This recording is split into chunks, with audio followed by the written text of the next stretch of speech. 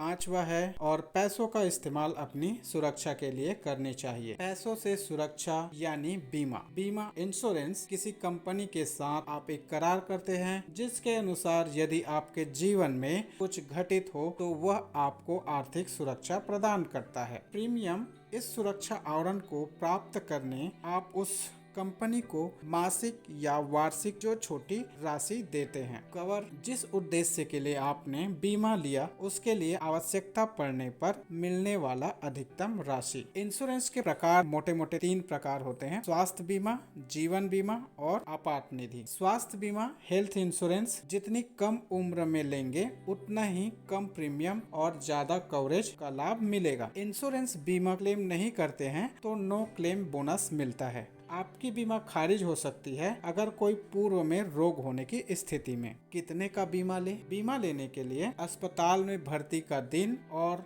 गुणा अस्पताल में कमरे का किराया। युवा होने पर भर्ती 15 दिन मान के चलते हैं और वृद्ध अवस्था में 25 दिन का एक एवरेज लेते हैं, तो आपको कमरे का जितना किराया है उससे गुणा कर देना है। बीमा प्लान 2 लेने चाहिए। हेल्थ इंश्योरेंस 2 होने चाहिए, एक अपने फैमिली के लिए यानी बच्चों के लिए, पत्नी के लिए और खुद के लिए। दूसरा आपके माता पिता के लिए होने चाहिए। हेल्थ इंश्योरेंस में एक कारपोरेट प्लान होता है जो नौकरी बदलते ही स्वतः खत्म हो जाती है। भारत में आप एक साथ 2 हेल्थ इंश्योरेंस प्लान ले सकते हैं। एक प्लान का पैसा खत्म होने पर दूसरे का उपयोग कर सकते हैं। ज़्यादातर कारपोरेट प्लान को पे कॉन्सेप्ट यानी मिलजुल कर किया गया भुगतान होता है, अर्थात 10 से 20% खुद चुकाते हैं और बाकी कंपनियां भरती है। हेल्थ इंश्योरेंस चयन में आपको सुविधाएं देखनी है। पीईडी यानी प्री एग्जिस्टिंग डिसीज, पहले से हुए रोगों पर कवरेज मिलेगा कि नहीं देखना है। पीईडी का प्रतीक्षा काल 1 साल है तो ठीक, उससे ज़्यादा होने पर ना ले। कमरे की किराया का सीमा न हो। कैशलेस इलाज वाली हॉस्पिटल से जुड़ी योजना ही ले। हेल्थ इंश्योरेंस कैसे ले? ऑनलाइन या सीधे कंपनी से ले, इससे एजेंट कमीशन बचता है और प्रीमियम कम में मिलेगा। ऑनलाइन बीमा के बहुत सारे उदाहरण हैं जिसमें पॉलिसी बाजार, इक्सिको आदि है। दूसरा है जीवन बीमा। तो जीवन बीमा लाइफ इंश्योरेंस को 3 भागों में बांटते हैं: टर्म प्लान, निवेश प्लान और guaranteed return plan. Term plan कम प्रीमियम में अधिक कवरेज देता है। इसमें एक निश्चित अवधि जैसे 10, 20 या 30 वर्षों के लिए कवरेज होता है। मृत्यु होने पर परिवार को मुआवजा मिलेगा। निर्धारित अवधि तक स्वस्थ होने की स्थिति में पॉलिसी खत्म हो जाती है। दूसरा है निवेश प्लान। बीमा तथा निवेश का मिश्रण होता है। एक हिस्सा बीमा भुगतान कवर करता है और शेष हिस्सा निवेश होता है। मृत्यु पर बीमा कवर और निवेश की राशि मिलती है। जीवित या पॉलिसी मैच्योर होने पर केवल निवेश राशि मिलेगा। तीसरा है लाइफ इंश्योरेंस में guaranteed return plan. Guaranteed return plan अधिक प्रीमियम लेकिन रिटर्न की गारंटी होती है। मृत्यु पर परिवार को कवर राशि मिलती है और निवेश राशि मिलेगा। प्लान समाप्त होने पर गारंटीड रिटर्न मिलेगा जो जमा राशि से अधिक होगा परंतु महंगाई के हिसाब से कम होगा। अब बात करते हैं जीवन बीमा का चयन या कितने का ले और किस कंपनी को चुने। तो सबसे पहले वार्षिक वेतन का 10 गुना या आदर्श रूप में 25 गुना लेना चाहिए। आपके वार्षिक वेतन का 10 गुना ले या ज़्यादा अच्छा है 25 गुना लेना चाहिए। आपके इंश्योरेंस में एड ऑन की सुविधा हो, कुछ प्लान आप उस पर जुड़वा सकते हैं, जैसे पहला गंभीर बीमारी में मदद की सुविधा, दूसरा अंग भंग की स्थिति में कुछ रकम का भुगतान करें, तीसरा गंभीर रोग पर प्रीमियम माफ और चौथा विकलांगता पर प्रीमियम माफ होने चाहिए। कंपनी का चयन कैसे करें? तो पहले ब्रांड की प्रतिष्ठा देखें, ट्रैक रिकॉर्ड बेहतरीन होने चाहिए, ज़्यादा अच्छा खुद का बैंक चुन लें, क्लेम अनुपात उच्च 99% होने चाहिए और भुगतान का अनुपात उच्च कम से कम 99% होने चाहिए। बीमा लेते समय और कुछ बातें ध्यान में रखनी चाहिए, बीमा लेते समय हर बातें खुलकर बताएं। नशा करते हैं, नहीं करते हैं, कोई रोग है, जीवन शैली कैसी है, जो जानकारी मांगे सब दे दीजिए। जानकारी देने से क्लेम करते समय बीमा खारिज नहीं कर सकते। अब बात करते हैं आपात निधि। तीसरा, आपात निधि। सभी बीमा होने के बाद भी आपके पास एक इमरजेंसी फंड यानी आपात निधि होने चाहिए, जो अचानक एक घंटे, एक दिन आकस्मिक आए आर्थिक समस्या को हल कर सके। आपात निधि मासिक खर्चों का 6 गुना होना चाहिए।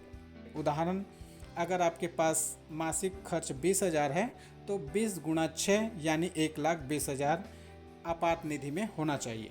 प्राथमिकता किसे दें? सबसे पहले बीमा या अन्य लोन पटाने से पहले आपात निधि को प्राथमिकता दें। सभी खर्चों को हटाइए और पहले आपात निधि बनाइए।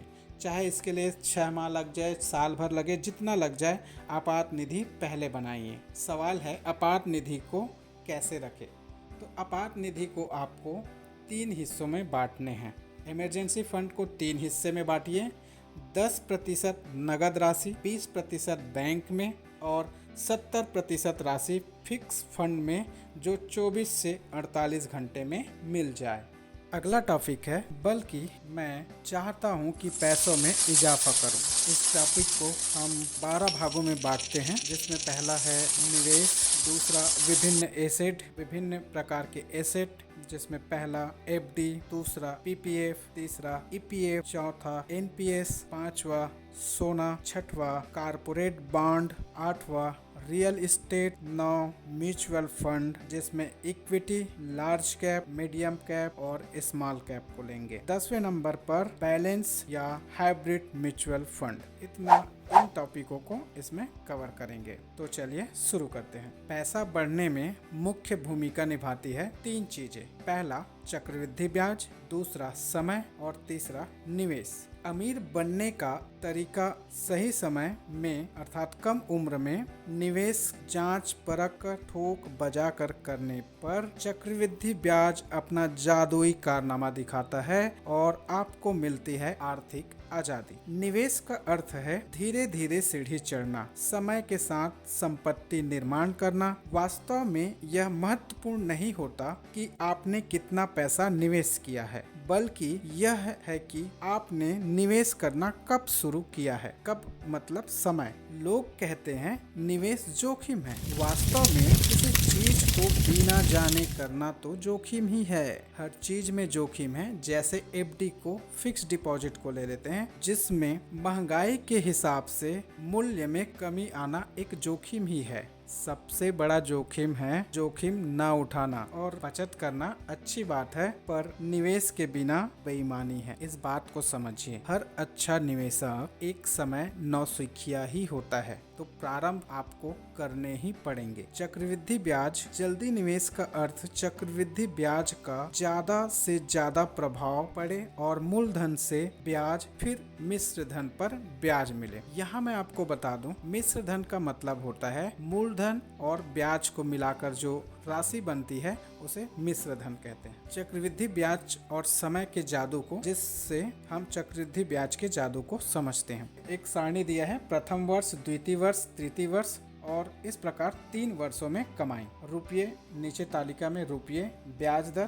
प्राप्त रिटर्न और कुल निवेश। तो प्रथम वर्ष आपने 20,000 रुपए निवेश किया, ब्याज दर मिला आपको 10%, तो 10% पर रिटर्न ब्याज मिला 2,000, तो कुल निवेश हो गया आपका 22,000। दूसरे साल में इस 22,000 पर 10% ब्याज दर पर 2,200 रुपये रिटर्न मिलता है, तो आपका कुल निवेश 24,200 हो गया। तीसरे वर्ष में 24,200 रुपये आपका मूल निवेश हो गया, जिसमें 10% ब्याज पर प्राप्त रिटर्न 2,420 रुपये है। तो इस प्रकार कुल निवेश 26,620 रुपये हुआ। इस तरह से आपने 3 वर्षों में कुल कमाई 6,620 रुपया किया। इस प्रकार समान रिटर्न दर के बावजूद हर वर्ष पिछले वर्ष की तुलना में अधिक पैसे पा रहे हैं। पहले साल 2,000, फिर 2,200, फिर 2,420 रुपए। यहाँ पर कंपाउंडिंग ग्राफ दिखाया जा रहा है, जिसे आप समझ सकते हैं।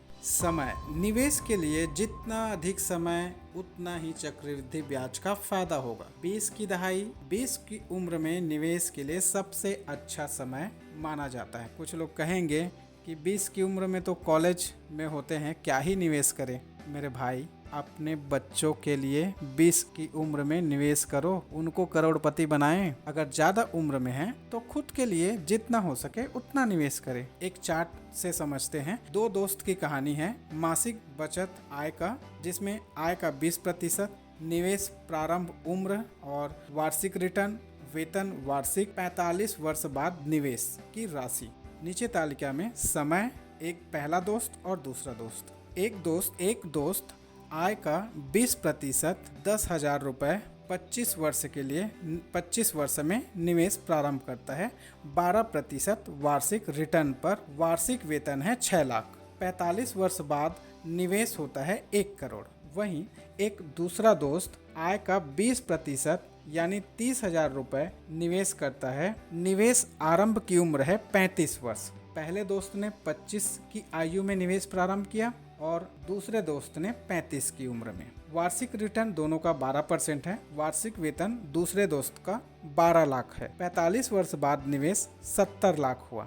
इस तरह से आपने देखा कि समय ज़्यादा देने पर, ज़्यादा समय के लिए निवेश करने पर रिटर्न अच्छा मिलता है और कम समय में ज़्यादा निवेश करने पर भी रिटर्न कम हो जाती है। विभिन्न एसेट के बारे में जानेंगे और उनकी विशेषताएं, जैसे काम कैसे करता है, निकासी कैसे करेंगे, निवेश कैसे करेंगे। पहला है एफडी, फिक्स डिपॉजिट होता है जिसमें स्थिर ब्याज मिलता है 6% के आसपास। इसमें आपको आपात निधि को रखना चाहिए। एफडी लिंक्ड क्रेडिट कार्ड ले सकते हैं और इस क्रेडिट कार्ड से अपना सिविल स्कोर सुधार सकते हैं। दूसरा है पीपीएफ, पब्लिक प्रोविडेंट फंड। तो ऐसे कंपनी के लिए पीपीएफ होते हैं जिसमें 20 से कम कर्मचारी होते हैं। अपने बैंक में सभी भारतीय निवेश कर सकते हैं, एनआरआई को छोड़कर। निवेश राशि प्रति वर्ष न्यूनतम 500 रुपए से 1.5 लाख रुपए तक कर सकते हैं। तीसरा है ईपीएफ, एम्प्लॉय प्रोविडेंट फंड। जोखिम मुक्त निवेश 20 से अधिक कर्मचारी वाले कंपनी के लिए है। वेतन भोगी के लिए दीर्घकालीन बचत योजना है। वेतन का एक अंश आपका, उतना ही अंश कंपनी देती है। चौथा है एनपीएस, नेशनल पेंशन स्कीम। यह मिश्रित म्यूचुअल फंड की तरह है। 2 खाते होते हैं। टीयर 1 मुख्य एनपीएस खाता होता है और दूसरा टीयर 2 जो ऐच्छिक बचत खाता होता है या एड ऑन है। यहाँ पर सारणी में संक्षिप्त में एफडी, पीपीएफ और पी और एनपीएस का काम कैसे करता है, निकासी, निवेश, ब्याज दर, टैक्स में लाभ और कहाँ खाता खोले, इसका संक्षिप्त में सारणी दिया है। जैसे काम कैसे करता है एफडी, तो फिक्स राशि होती है। पीपीएफ मासिक है। निकासी कैसे कर सकते हैं, एफडी का तय वर्ष में करेंगे, पीपीएफ 15 वर्ष बाद कर सकते हैं। निवेश में देखते हैं एफडी फिक्स डिपॉजिट होता है, सभी भारतीय कर सकते हैं पीपीएफ में, पर एनआरआई नहीं करते। एनपीएस की मैच्योरिटी राशि 60 वर्ष होती है और इसमें सभी भारतीय और एनआरआई निवेश कर सकते हैं। ब्याज दर की बात करें तो एफडी में 6%, पीपीएफ में 7.1%। टैक्स की बात करते हैं तो एफडी में टैक्स छूट नहीं मिलती, पीपीएफ में टैक्स में छूट मिलता है। कहाँ खाता खोलें, एफडी अपने बैंक में खोल सकते हैं, पीपीएफ पोस्ट ऑफिस में खोल सकते हैं। अब आगे बढ़ते हैं। 5वां है सोना। सोने में निवेश के 4 तरीके हैं। एक ज्वेलरी पहला, दूसरा बिस्किट या सिक्का खरीद सकते हैं, तीसरा डिजिटल गोल्ड खरीद सकते हैं, चौथा बॉन्ड जिसे सॉवरेन गोल्ड बॉन्ड एसजीबी कहते हैं और चौथा गोल्ड म्यूचुअल फंड। इसमें सबसे ज़्यादा सोना में निवेश का फ़ायदा होता है। बॉन्ड खरीदे, एसजीबी या गोल्ड म्यूचुअल फंड में निवेश करें। 6वां नंबर है कारपोरेट बॉन्ड। कारपोरेट बॉन्ड खरीदने का मतलब है कंपनी को उधार दो और ब्याज लो। Corporate bond A grade company ठीक होती है, बाकी बी सी डी ग्रेड सब बेकार है, जंग बॉन्ड होते हैं, इसका कोई मतलब नहीं। सही बॉन्ड चुनने के लिए विंट लेंथ या गोल्डन पाई कंपनी की मदद ले सकते हैं। अगला निवेश में एसेट है, अगला एसेट है 7वां real estate. Real estate investment trust REIT REIT, इसे समझे यह एक म्यूचुअल फंड है। अब कोई घर खरीद रहा है, स्टेटस सिंबल, देखो माँ मैंने घर खरीद लिया, सो फनी। रियल एस्टेट के खर्चे होते हैं, एक तो लोकेशन और दूसरा टेंशन होता है रेनोवेशन। तो इससे ज़्यादा अच्छा है रियल एस्टेट के म्यूचुअल फंड खरीदे। आगे बात करते हैं, 8वां है म्यूचुअल फंड। म्यूचुअल फंड का मतलब आप जैसे कई निवेशक मिलकर म्यूचुअल फंड के रूप में स्टॉक बॉन्ड खरीदते हैं। म्यूचुअल फंड को पेशेवर फंड मैनेजरों द्वारा संचालित किया जाता है। कंपनी में आपका आंशिक स्वामित्व होता है। म्यूचुअल फंड प्लान खरीदने के आधार पर दो प्रकार के होते हैं। एक होता है रेगुलर प्लान, इसे ब्रोकर के द्वारा खरीदते हैं, और दूसरा होता है डायरेक्ट प्लान, इसे सीधे कंपनी से खरीदते हैं। म्यूचुअल फंड की प्रकार की बात करें तो डेट म्यूचुअल फंड जो बॉन्ड होती है, दूसरा होता है ग्रोथ म्यूचुअल फंड, इक्विटी जिसको कहते हैं, ये स्टॉक मार्केट से संबंधित होता है, और तीसरा बैलेंस या हाइब्रिड म्यूचुअल फंड। बैलेंस या हाइब्रिड म्यूचुअल फंड ये डेट प्लस इक्विटी होता है। म्यूचुअल फंड की विशेषताएं अगर बताएं तो ये टैक्स बचाए जा सकते हैं। 1.5 लाख छूट पुरानी रिजीम सेक्शन 80C के तहत। Equity linked saving scheme tax बचाने का लोकप्रिय माध्यम है। रिटर्न, हिस्टोरिक रिटर्न जांच ले। जोखिम की बात करें तो जोखिम तो होता है, इस पे ध्यान। म्यूचुअल फंड में लॉक इन पीरियड होता है, शुल्क लगता है। म्यूचुअल फंड शुल्क लेते हैं जिसे टोटल एक्सेस रेशियो से पता लगा सकते हैं। उदाहरण के लिए टोटल एक्सेस रेशियो 2% है तो 50,000 के निवेश पर 1,000 शुल्क लगेगा और 49,000 रुपए जमा होगा। अच्छे म्यूचुअल फंड की विशेषताएं। फंड के प्रदर्शन का आकलन करना। फंड की तुलना बेंचमार्क से करें, दो कंपनियों की तुलना से करें। एसेट अंडर मैनेजमेंट AUM, निवेशकों से जुटाया पैसा 1,000 करोड़ है तो अच्छा है, अर्थात AUM 1,000 है, 1,000 करोड़ है तो अच्छा है। Expense ratio, index mutual fund का एक्सपेंस रेशियो 0.5 से 1% है तो अच्छा है। अगर 1.5 है या उससे अधिक है तो mutual fund, index mutual fund बेकार है, बुरा है। Exit load, lock in period से पहले निकालने पर माना लगता है। म्यूचुअल फंड में एग्जिट लोड होता है, अगर लॉक इन पीरियड से पहले निकालने पर जुर्माना लगता है। एग्जिट लोड 0 हो तो अच्छा। निवेश कैसे करें? चौथा, निवेश कैसे करें? तो सीधे वेबसाइट से, एसेट मैनेजमेंट कंपनी से या ऐप से जैसे काइट, अपस्टॉक आदि से। 5वां है हाई रिस्क मार्केट, जैसे ट्रेडिंग। कम समय के लिए डे, वीक, मंथ में खरीदना बेचना होता है। अल्पावधि में खरीदना बेचना होता है। लाभ समय पर निर्भर करता है। इसके लिए प्राइस एक्शन सीखना जरूरी होता है। इसकी सुरक्षा NSDL करता है, यह एक बैंक की तरह है। क्रिप्टो, ये भी हाई रिस्क होता है। प्राइस में भारी उतार चढ़ाव होता है। सुरक्षा की दृष्टि से कोई नियामक नहीं होता। निवेश क्या होता है? लंबी अवधि के लिए खरीदते हैं, कम रिस्क होता है। सुरक्षा आवरण इसका NSDL करता है। कितना पैसा निवेश करें? तो निवेश का 20%। कितना पैसा निवेश करें? 6वां है कितना पैसा निवेश करें? तो वेतन का 20% निवेश टैक्स काटने के बाद। एसेट का चयन डेट और इक्विटी में कैसे करें? इक्विटी में कितना पैसा निवेश करें? इसके लिए आपको 20% का, जो आपके निवेश के लिए 20% है, उसका 100 - X करना है। निवेश प्रतिशत मान जहां X आपका उम्र है, उदाहरण के लिए 25 वर्ष है तो 10 ऋण X यानी 25 कर देंगे। 10 ऋण 25 बचा 75%। तो इस प्रकार इक्विटी में आपको 75% निवेश करने हैं। आपके बचत के 20% का 75% इक्विटी में निवेश करना है आपके उम्र 25 होने पर। 75% निवेश को निफ्टी, मिड कैप और इसका स्मॉल कैप में भी बांटना है। शेष बचे 75% को डेट म्यूचुअल फंड या कम जोखिम वाले जैसे bond, sovereign gold, PPF, EPF में निवेश करना है। निवेश में विविधता चुनना ताकि जोखिम को कम किया जा सके। पैसा कितने वर्षों में दोगुना होगा? इसके लिए सूत्र है 72 बटे रिटर्न की दर। उदाहरण के लिए 12% ब्याज दर पर, तो 72/12 बराबर 6 वर्ष। इस प्रकार 6 वर्ष में पैसा दोगुना हो जाएगा। आगे देखते हैं SIP क्या होता है, सिस्टमेटिक इन्वेस्टमेंट प्लान।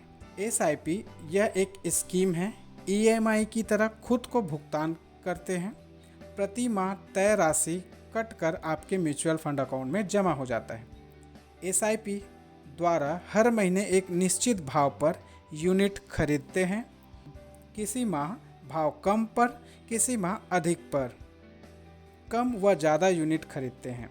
इस प्रकार औसत भाव पर खरीदते हैं। SIP निवेश की निरंतरता बरकरार रखती है और चक्रवृद्धि ब्याज पैसों को कई गुना बढ़ा देता है। डायरेक्ट प्लान खरीदे सस्ता मिलेगा व एक्सचेंज रेशियो कम होता है। इसे चुनें, SIP को रोके मत। आपको एक फ्लो चार्ट दिखा रहे हैं निवेश प्रारंभ करने का, जिसमें पहला बचत करें 50-30-20 के आधार पर, और दूसरा सुरक्षा आवरण बनाना है, आपात निधि, स्वास्थ्य बीमा, जीवन बीमा। तीसरा टैक्स कैसे बचाएं, तो PPF, EPF, NPS और ELS से। चौथा इक्विटी में निवेश, तो पहले डीमेट अकाउंट खोलें, फिर लार्ज कैप, मिड कैप और स्मॉल कैप में निवेश करें। यहाँ पे ब्रीफ में बहुत संक्षिप्त में निवेश के प्रकार को दिखाया गया है। एसेट क्या है, पैसे से पैसा कमाने का तरीका।